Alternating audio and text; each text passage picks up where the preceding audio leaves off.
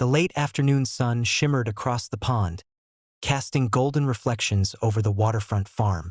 The air was filled with the hum of insects and the distant calls of birds, a deceptive serenity that belied the chaos about to unfold.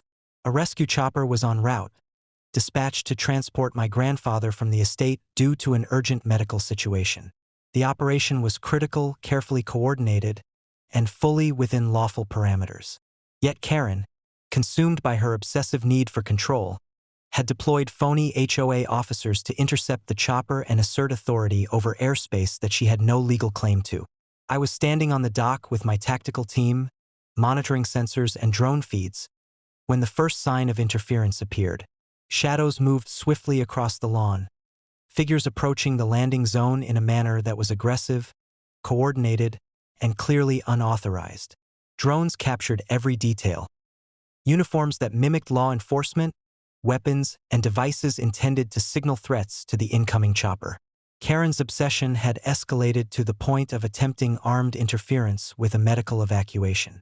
I stepped forward, credentials held high, voice commanding and calm. "This is private property.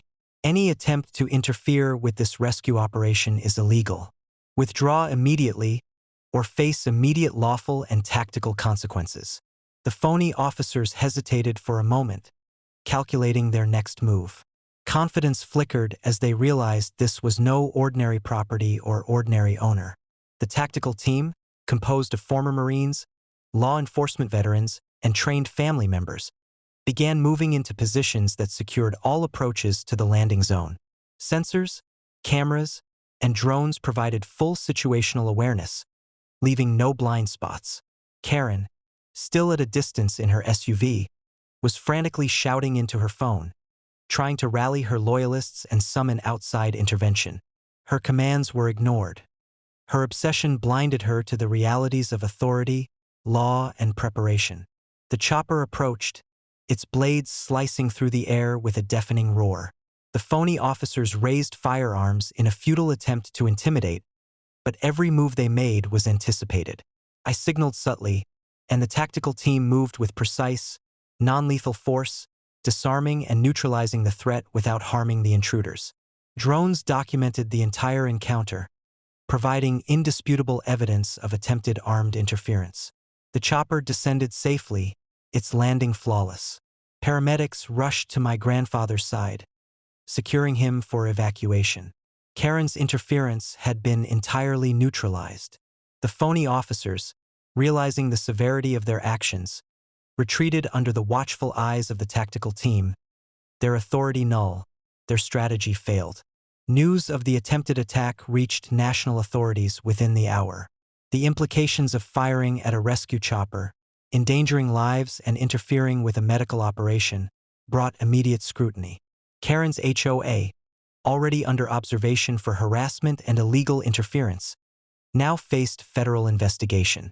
The attempted escalation had backfired spectacularly, turning obsession into liability. I walked along the dock with my spouse, the infant secure in their arms, watching the chopper rise into the sky. "She never learns," I said quietly, noting the irony of her actions. "No," my spouse replied. "Every attempt only exposes her obsession and the futility of her aggression. Preparation, authority, and strategy always prevail." By evening, the estate returned to serene calm. The pond reflected the fading sunlight, the waterfront farm intact, and the family safe. Karen's interference had escalated to a national-level incident, her obsession fully exposed, and her authority discredited beyond recovery. Tactical readiness, lawful authority, and meticulous preparation had once again safeguarded the estate, the lodge, and the family, leaving the property secure and untouchable against reckless ambition.